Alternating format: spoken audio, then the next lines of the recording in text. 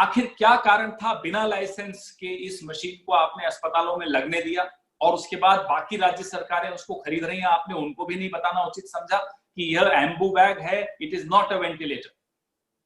और एक व्यक्ति पर आपने उसकी जांच की और उसको आपने अस्पतालों में लगा दिया। जब स्वास्थ्य और जान की बात आती है तो ड्रग्स और मशीन्स की बहुत पुख्ता जांच होती है, कई मरीजों पर उनको टेस्ट किया जाता है, उसके बाद उनका सार्वजनिक उपयोग होता है। मजबूरी क्या रही रूपानी जी आपकी कि आपने आनंद फानंद में तारीफ भी कर डाली, पीठ भी थपथपा डाली, और जडेजा जी स्वयं बताते हैं कि आप उन्हें रोज फोन करके जोश दिलाते थे कि बहुत अच्छा काम है, करिए। क्या मजबूरी रही थी आपकी? अब प्रश्न, अभी किसी प्रश्न का उत्तर तो आया नहीं, सिर्फ बचाव में जयंती रवि जरूर आई। इस दौरान एक वेबसाइट ने एक और स्टोरी की जिसमें यह मालूम पड़ा कि ज्योति सीएनसी नामक जो कंपनी है जिसके सीएमडी हैं पराक्रम सिंह जडेजा, उस कंपनी के प्रमुख हिस्सेदारों में सूरत की वीरानी परिवार है। सूरत का वीरानी परिवार है, रामेश्वर भाई वीरानी है, स्मिथ वीरानी है। ये कौन है? स्मिथ रामेश्वर भाई वीरानी उस वीरानी परिवार के सदस्य हैं जिस वीरानी परिवार ने नरेंद्र मोदी जी को 10 लाख का वो बहुचर्चित प्रचलित बदनाम सूट दिया था जिसमें उनका नाम लिखा था, अगर आपको याद हो। ये सब बातें कल उजागर हुई तो प्रश्न और बढ़ गए और इशारों में उत्तर हमें थोड़े थोड़े समझ में आने लगे। लेकिन जहां लोगों के जान पर बन आई हो, जहां भय अविश्वास का माहौल हो, वहां हमें उत्तर चाहिए, ठोस उत्तर चाहिए, सरकार से उत्तर चाहिए, उन सत्ताधीशों से उत्तर चाहिए जो सत्ता में बैठकर लोगों की जान के साथ खेल रहे हैं। आज सब जगह अनिश्चितता है, लेकिन जो गुजरात के लोगों के दिमाग में बार बार ये प्रश्न उठ रहा है कि रूपानी जी की क्या मजबूरी थी? क्या ये मजबूरी इस सूची में है जिसमें ज्योति सीएनसी के शेयर होल्डर्स के नाम है? सबसे प्रमुख नाम एकनाथ इंफ्राकॉन, जो कि वीरानी परिवार की कंपनी है। एकनाथ इंफ्राकॉन के पास इसके 74,02,750 शेयर हैं। स्मिथ रमेश भाई वीरानी के पास इसके 60,08,000 शेयर्स हैं, और स्वयं पराक्रम सिंह जडेजा जी ने यह स्वीकार किया कि ज्योति सीएनसी में वीरानी परिवार का 46% से भी ऊपर हिस्सा है।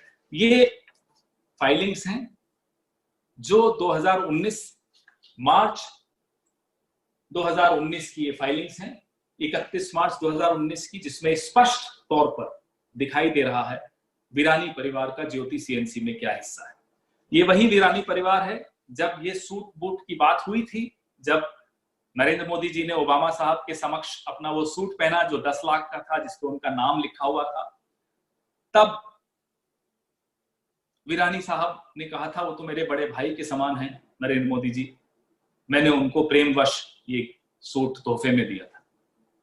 फिर उसके बाद का इतिहास सबको मालूम है कि कैसे उसको आनंद फानंद में उसका नीलामी की गई और जो भी हुआ वो आपको मालूम है। लेकिन आज प्रश्न बहुत गंभीर है कि ये सूट बूट के वेंटिलेटर, जो वेंटिलेटर भी नहीं है, आप क्यों थोप रहे हैं जनता पर गुजरात की? क्यों जनता की इसके स्वास्थ्य के साथ और उनके जीवन के साथ आप खिलवाड़ कर रहे हैं? और क्यों आज तक सरकार का कोई जिम्मेदार मंत्री या अफसर सामने आकर बोल नहीं पा रहा कि हाँ ये एम्बू बैग्स हैं, मैकेनाइज्ड एम्बू बैग्स हैं, हाँ ये वेंटिलेटर नहीं है, और अपनी गलती स्वीकार करके माफी मांग लेनी चाहिए जनता से के जीवन से जुड़े हुए प्रश्न। 4 अप्रैल 2020 गुजरात के मुख्यमंत्री इस पूरे संकट के समय में पहली बार अहमदाबाद आए। क्यों आए? उससे पहले वो क्यों नहीं आए उसका उत्तर आप उनसे मांगिएगा, क्यों आए उसका उत्तर मैं आपको देता हूं। वो आए अहमदाबाद के सिविल अस्पताल में धमन 1 नाम की एक मशीन का उद्घाटन करने। उनके साथ उप मुख्यमंत्री जी भी आए। उस दिन 4 अप्रैल की, अगर आप गुजरात के सूचना विभाग की वेबसाइट पर जाएंगे और प्रेस रिलीज देखेंगे तो मुख्यमंत्री के और गुजरात सरकार के हवाले से धमन 1 को एक बार नहीं, 2 बार नहीं, 10 बार वेंटिलेटर का दर्जा दिया है कि एक वेंटिलेटर है, बड़ा कामयाब वेंटिलेटर है, एक मरीज पर उसकी जांच हुई है और अहमदाबाद के सिविल अस्पताल में आज इसका उद्घाटन किया गया और ये निर्मित है अहमदाबाद में ही। और नरेंद्र मोदी जी की मेक इन इंडिया की जो नीति है उसको आगे बढ़ाते हुए गुजरात में ये निर्मित किया गया।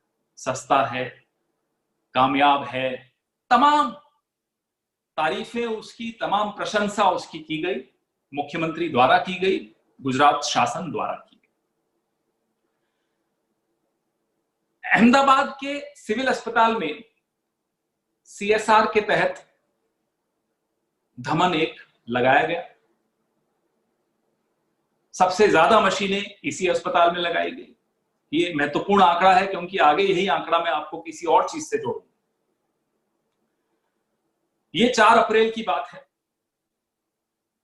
15 मई को उसी अस्पताल के अधीक्षक जो आईसीयू के हैं वो पत्र लिखकर सरकार से मांग करते हैं और उसमें सूचित भी करते हैं सरकार को कि ये धमन 1 नाकामयाब है, हमें तुरंत वेंटिलेटर प्रदान किए जाएं, तुरंत वेंटिलेटर दिए जाएं।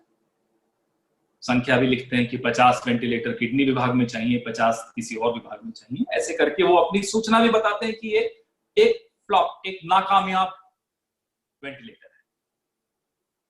जब 15 मई को ये हुआ, गुजरात की कई समाचार पत्रों में भी खबरें छपी और खोजी पत्रकारों ने डॉक्टरों से भी बात की, मरीजों से भी बात की, एक्सपर्ट से भी बात की, अफसरों से भी बात की। तो डॉक्टरों के हवाले से मालूम पड़ा कि धमन 1 जिसको माननीय मुख्यमंत्री रूपानी जी 10 बार वेंटिलेटर का दर्जा दे रहे हैं अपनी प्रेस रिलीज में और अपने भाषण में, वो वेंटिलेटर है ही नहीं। It is not a ventilator.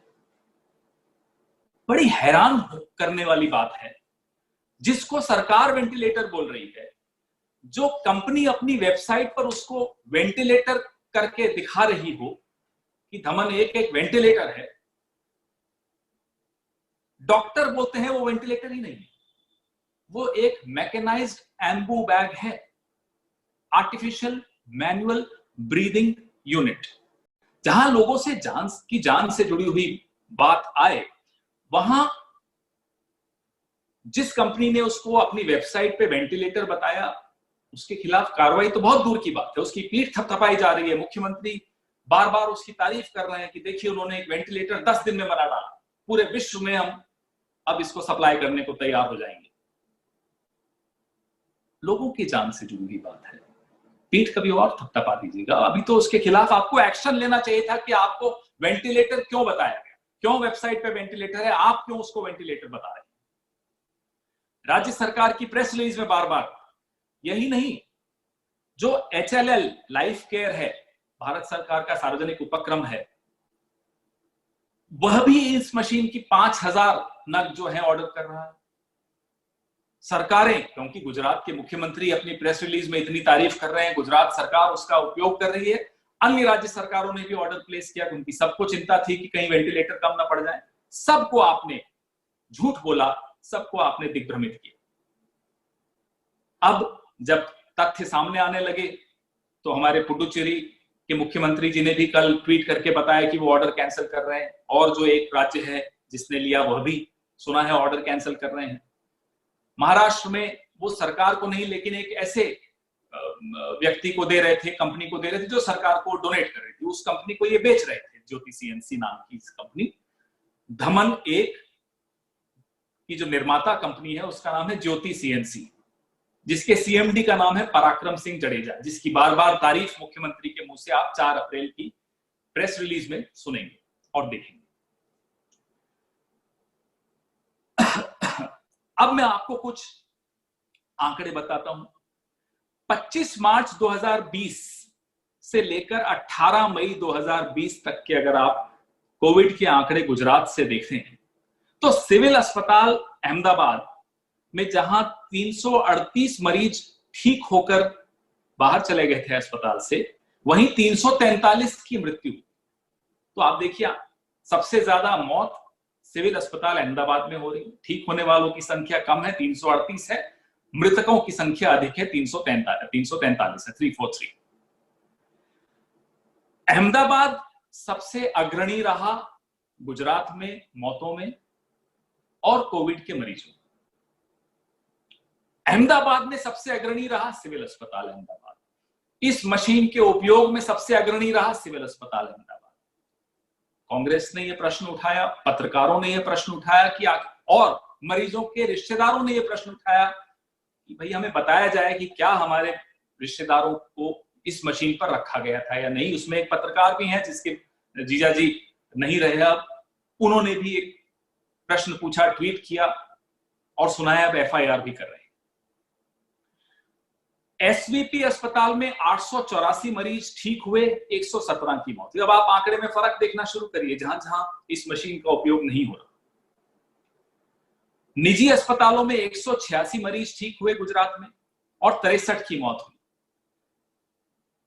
तो 16 सिविल अस्पताल में 187 मरीज ठीक हो चुके हैं और 26 की मृत्यु हुई। आंकड़ा स्पष्ट है, सबसे ज्यादा मृत्यु सिविल अस्पताल अहमदाबाद में हुई, सबसे ज्यादा मरीज भी और अस्पतालों की तुलना में देखें तो सबसे ज्यादा हानि यहां हुई, सबसे ज्यादा नुकसान मरीजों को यहां।